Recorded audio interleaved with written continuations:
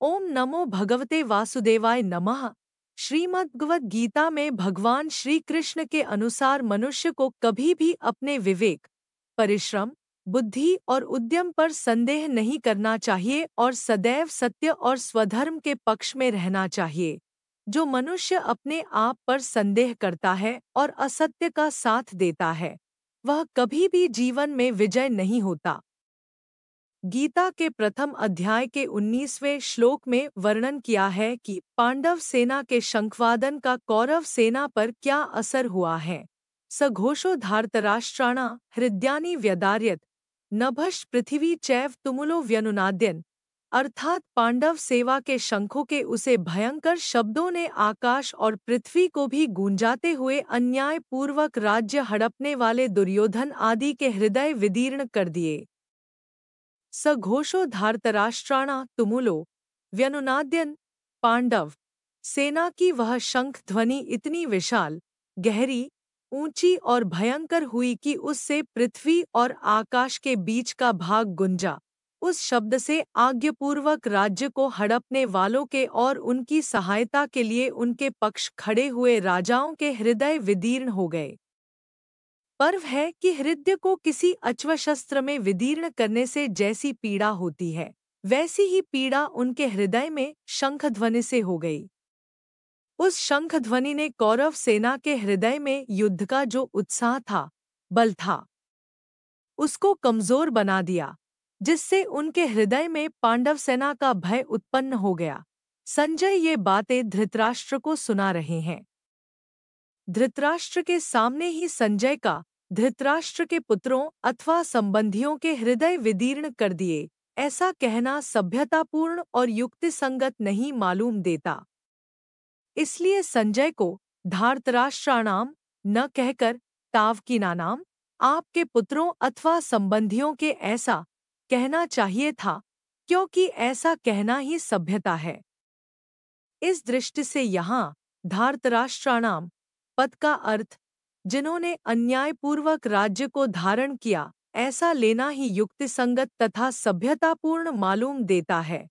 अन्याय का पक्ष लेने से ही उनके हृदय विदीर्ण हो गए, इस दृष्टि से भी यह अर्थ लेना ही युक्तिसंगत मालूम देता है।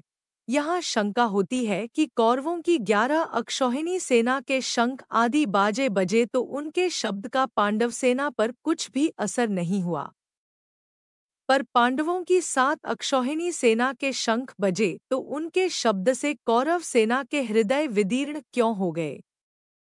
इसका समाधान यह है कि जिनके हृदय में अधर्म, पाप, अन्याय नहीं है, अर्थात जो धर्म पूर्वक अपने कर्तव्य का पालन करते हैं, उनका हृदय मजबूत होता है।